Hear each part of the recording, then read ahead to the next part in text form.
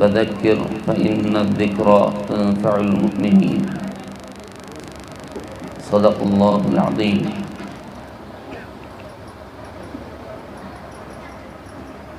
برادران اسلام، علماء اعظام، دختران ملت،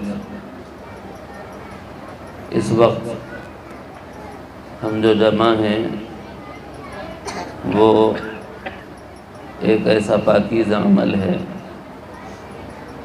کہ جس عمل کے اختیار کرنے سے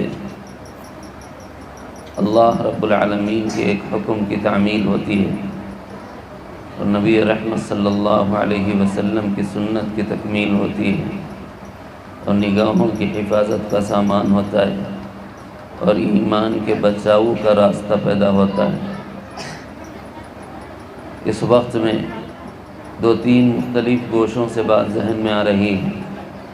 وقت کم ہونے کی وجہ سے بات کو غیر مربوط سمجھیں یا مربوط، جیسے آپ مناسب سمجھیں ترتیب دے لیں۔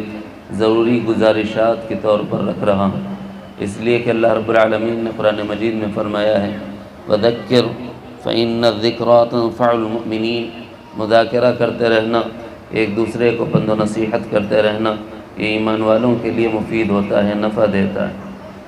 اس وقت میں حالات کا اگر ہم جائزہ لیں گے تو یہی ایک عمل ہے جو سادگی کے ساتھ کیا جا سکتا ہے، آسانی کے ساتھ کیا جا سکتا ہے، کسی اجتماع کی محفل میں کیا جا سکتا ہے، کسی اجتماع میں کیا جا سکتا ہے، کسی نجی محفل میں کیا جا سکتا ہے، کسی جلسے کی تقریب میں کیا جا سکتا ہے۔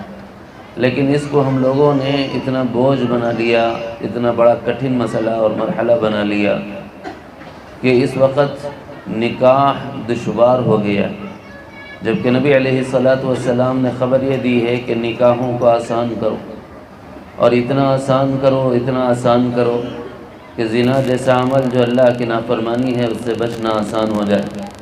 لیکن نکاحوں کو ہم نے اتنا مشکل بنا دیا کہ دوسرا راستہ آسان ہو گیا اور نکاح مشکل ہو گیا، جس کے نتیجے میں جو اثرات اس وقت امت پر مرتب ہو رہے ہیں وہ مجھے ظاہر کرنا ہے۔ ہمارے علاقے کا رونا تو یہی ہے، اور شاید اس علاقے کا رونا بھی یہی ہو، کیونکہ جہاں کے علماء مل بیٹھتے ہیں تو یہی مذاکرے ہوتے ہیں۔ وہ یہ ہے کہ بر وقت بچیوں کے نکاح نہ ہونے کی وجہ سے کبھی کبھی جذبات فطرت میں بہہ کر، اس کے رو میں آ کر بچیاں غیر مسلموں کے گھرانوں کو آباد کر رہی ہیں۔ کس گھرانے سے اس کا تعلق ہے؟ وہ محمد مصطفیٰ صلی اللہ علیہ وسلم پر ایمان رکھنے والی۔ کس گھرانے سے اس کا تعلق ہے؟ وہ جس کے ماں باپ، جس کے دادا دادی اور جس کے نانا نانی مسلمان ہیں۔ کس گھرانے سے اس کا تعلق ہے؟ اس گھرانے سے جو مسلمان گھرانہ شمار کیا جاتا ہے، لیکن اسی گھرانے کی ایک بچی کو یہ دیکھا جا رہا ہے کہ وہ ایک غیر مسلم کے ساتھ جانے کو اپنے لیے آسان راستہ سمجھتی ہے، اور اس طرح مسلمان گھرانے سے، مسلمان علاقے سے اور مسلمان نسبت سے باہر نکل جا رہی ہے۔ وجہ کیا ہے؟ اس سلسلے میں جو باتیں متوجہ کرنے کی ہیں، توجہ دلانے کی ہیں، وہ یہ ہے: نمبر ایک، ہماری عورتوں میں اگر دین آ جائے تو یہ مشکل کام آسان ہو جائے۔ اس وقت عورت ہی دوسری عورت کے لیے مصیبت بن گئی۔ مرد اگر تھوڑی بہت دعوت کی محنت سے جڑتا ہے، علماء کی مجالست سے جڑتا ہے، مشائخ کی مصاحبت اختیار کرتا ہے، تو اس کے نتیجے میں تھوڑی بہت کبھی نیت کرتا بھی ہے اور ارادہ کرتا بھی ہے کہ چلو بھائی میں اپنے بچوں کی شادیوں کو آسان کر دوں گا اور اپنی بچیوں کی شادیوں کو آسان کر دوں گا اور سنت کے مطابق نکاحوں کا کام کر لوں گا۔ تو عموماً گھرانے کی عورتیں جو ہوتی ہیں وہ اس طرح کا جملہ کہتی ہیں کہ ہمارے بچے کو تم لاوارث سمجھے ہو، کہ اس کی سیدھی سادی شادی کر دینا چاہتے ہو اور آسانی سے اس کو رخصت کر دینا چاہتے ہو۔ نہیں، میری بچی ہے، میرا بچہ ہے، میری بچی اور میرے بچے کی شادی کا معیار ایسا ہو کہ دنیا دیکھے۔ یہ جو دنیا دیکھے گی، اس دیکھنے کے بعد ایک اچھا اثر بھی ہو سکتا ہے، ایک برا اثر بھی ہو سکتا ہے۔ ایک اچھا اثر کیا ہو سکتا ہے؟ آپ کے بچے اور بچی کو نظر لگ جائے گی کہ واہ کیا دلہن تھی یا کیا دولہا تھا۔ یہ اچھا اثر نظر لگ جاتی، اور پھر عامر صاحب کے پیچھے پر پھرتے رہو، دعائیں لیتے رہو کہ حضرت کسی طرح یہ نظر کا اتارا ہو جائے۔ کسی مولوی سے پوچھتے رہو، کسی عالم سے پوچھتے رہو کہ کوئی وظیفہ ہو جائے۔ اور اگر آپ نے اپنا نام تھوڑا اس سے بنا بھی لیا، لیکن جو مضر پہلو میں آپ کی طرف اشد ترین مضر، حالانکہ پہلا بھی مضر ہے، اس کو طرز طنز کہتے ہیں، طنز کے لیے وہ جملہ بولا گیا ہے کہ وہ بہتر ہے، مگر اس کے مقابلے میں بہتر ہے۔ اب جو آگے بتا رہا ہوں، ایک دوسری نظر لگتی ہے، اس نظر کے بعد ذرا تصور کرو اور اندازہ کرو کیا گھرانے آباد ہو سکتے ہیں۔ ایک غریب بچی ہے، ایک یتیم بچی ہے، ایک مسکین اور لاچار بچی ہے، ایک ایسی بچی ہے جس کے ماں باپ کوئی نہیں، جس کے سر پہ کوئی سائبان نہیں، اور اس کا نکاح صرف اس لیے نہیں ہوتا کہ اس کا نکاح کا سامان کرنے والا کوئی ذمہ دار موجود نہیں، اور آپ نے دھوم دھڑاکے سے اپنی بچی کی اور اپنے بچے کی شادی کی، اور شہرت والی شادی کی، تعریفوں کے پل باندھنے والوں نے تعریف کے پل بھی باندھ دی، لیکن اس بچی کا اس بچی کی ڈولی نہیں اٹھی نکاح کی۔ نتیجے میں کیا ہوگا؟ نتیجے میں یہ ہوگا کہ اس کے دل سے ایک آہ نکلے گی، وہ ایک آہ تمہاری ساری خوشیوں پر پانی پھیر دے گی۔ اب مجھے بتاؤ کہ ہمیں کون سا راستہ چننا چاہیے؟ سیدھا سادہ وہ راستہ، ہم یہ کہتے ہیں کہ ہمارا بچہ ہے، ہم یہ کہتے ہیں کہ ہماری بچی ہے۔ ذرا مجھے بتاؤ تو صحیح کہ ہماری بچیاں کیا فاطمہ بنت محمد سے افضل ہو گئی؟ پھر کیوں ہم اتنی سادگی سے نکاح نہیں کرتے جتنی سادگی سے فاطمہ بنت محمد کا نکاح ہوا ہے؟ اگر فاطمہ بنت محمد کے نکاح کی طرح ہماری بچیوں کا نکاح ہونے لگ جائے تو آج یہ جو رونا ہم رو رہے ہیں گلی گلی کوچے کوچے کہ ہماری بچیاں اغیار گھرانوں میں جا رہی ہیں اور غیر مسلموں کے ساتھ راہ فرار اختیار کر رہی ہیں اور ان کے ساتھ شادیاں رچا رہی ہیں اور ان کی اولاد کو وجود دے رہی ہیں، تو اس رونے سے تو بہتر ہوتا کہ شادیاں آسان کر دی جائیں۔ یہ کچھ ذمہ داری ہے مردوں پر جن کو اللہ نے اولاد عطا فرمائی، مرد بچوں کی صورت، اور عورتوں پر بھی یہ ذمہ داری عائد ہوتی ہے۔ تصور کرو، ایک ہے ماں جس کی عظمت کو، جس کی فضیلت کو بتاتے ہوئے حق تعالی جل جلالہ عمن والہ نے ارشاد فرمایا،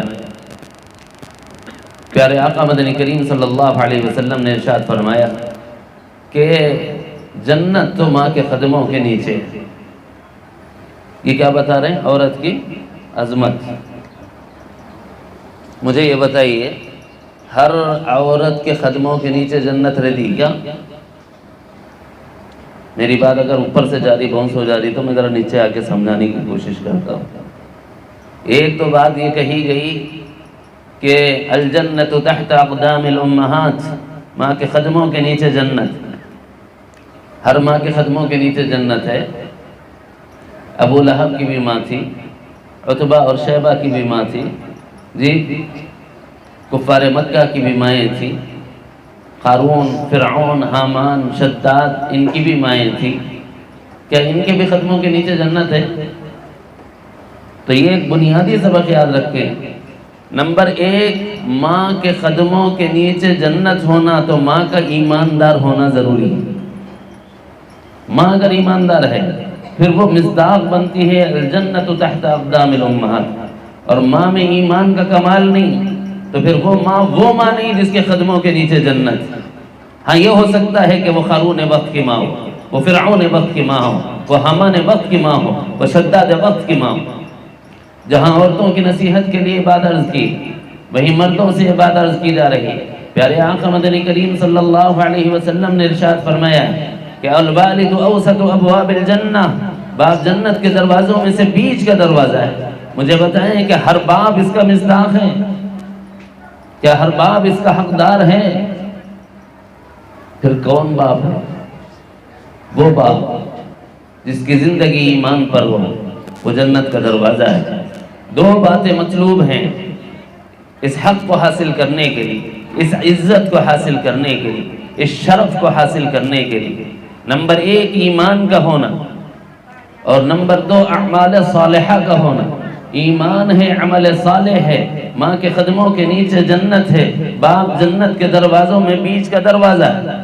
اور اگر ماں باپ خود ہی اپنی زندگی کو بے ایمانی کے ساتھ گزارتے ہوں اور بے عملی کے ساتھ گزارتے ہوں، پھر اپنی اولاد سے یہ آرزو اور تمنا کرتے ہوں کہ یہ اویس خرری بن جائے تو صبح قیامت تک نہیں ہو سکتا۔ اور اگر ماں باپ ایمان والے ہوں اور اعمال صالحہ والے ہوں پھر اللہ رب العزت ایسے ماں باپ کے لیے اولاد کو حکم دیتا ہے وَقَضَىٰ رَبُّكَ أَلَّا تَعْبُدُوا